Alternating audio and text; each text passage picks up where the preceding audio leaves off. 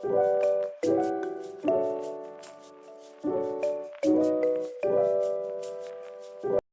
magandang araw. This is Mami Jen. Hanggang ngayon ay sinisipon pa nga rin tayo mga mami. Nawawala na nga yung lamig ng panahon pero yung sipon ko hindi pa rin nawawala. Nagkasabay na naman nga kami sa almusal ni Mister dahil panggabi na naman siya. Ilang araw ko na ang gustong kumain nitong pares. Dahil nga pang umaga siya nung nakaraan buwan, hindi niya ako maibili-bili. Wala naman malapit na nagtitinda dito sa amin. Pinabili ko nga siya kay Kumaring Badang. Kumaring Badang, bakit naman? Tignan nyo naman mga mami, itsura pa lang napakasarap na. Sulit na sulit sa halagang 65 pesos. At yung pinaka nagustuhan ko nga ay maraming laman, hindi puro taba. Tignan nyo naman at napakasarap. At yung sabaw niya ay sakto lang, hindi sobrang lapot, hindi sobrang labnaw. May kasama na nga ring rice yung 65 pesos. Tapos na nga kaming kumain ni Mister, syempre tayo pa rin yung nakatoka. At meron pa nga napadaan na nagtitinda ng taho, kaya ito't binili ko yung mga bata. Matapos ko ang maligpit yung pinagkainan, pinunasan ko naman tong lamesa. Pagkatapos naman ay nagugas na nga rin ako ng pinggan. Alam niyo po ba, sa totoo lang, sobrang hirap maging isang ina. Minsan nga pumapasok sa isip ko na sana ako na lang ang lalaki. Kasi iba yung hirap kapag nasa bahay ka lang palagi. Hindi biro yung gumawa ng gawaing bahay ng sabay-sabay. Pero dahil walang ibang gagawa nun, kailangan natin masanay. Ultimo sa mga anak, sa atin nakasalalay ang kapakanan nila.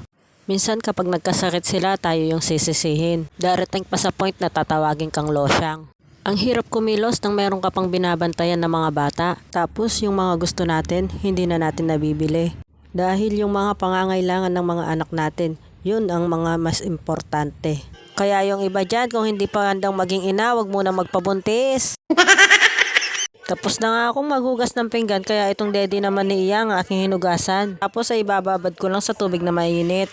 Nagpahinga nga lang kami sandali. At napakabilis ng oras, kaya tong semester nagluto na ng aming uulamin. Habang nagluluto nga semester at syempre tayo meron din ginagawa, nagpaligo na nga ako ng mga anak namin. At may mga pasok nga pala sila. Una nga pumapasok tong si Iya kaysa sa kuya niya, after lunch pa kasi si Kuya Ram. Napakadaldal nga rin ng aking mga anak. Kaya kahit maghapon kaming magkakasama, hindi ako naiinip. Iba nga rin yung sayang nadadala nila sa amin. Habang nagbo-voice over nga ako, ay ang kukulit nila. Okay nga lang kahit makulit at malikot sila, basta wag lang silang magkasakit. Eto at paalis na nga kami ni Iya. Ihatid ko nga lang siya at babalikan ko kapag uwian na. Pagkatapos ay umuwi nga rin ako at naligo na. Tignan nyo at nagmamaganda na naman ang mami nyo. Kaya nyo na kung minsan piling maganda ako, pilingera talaga ako. Wala nga lang ako magawa habang hinihintay ko yung oras na pagsundo kay Iya. After 2 hours nga ito at sinundo ko na si Iya.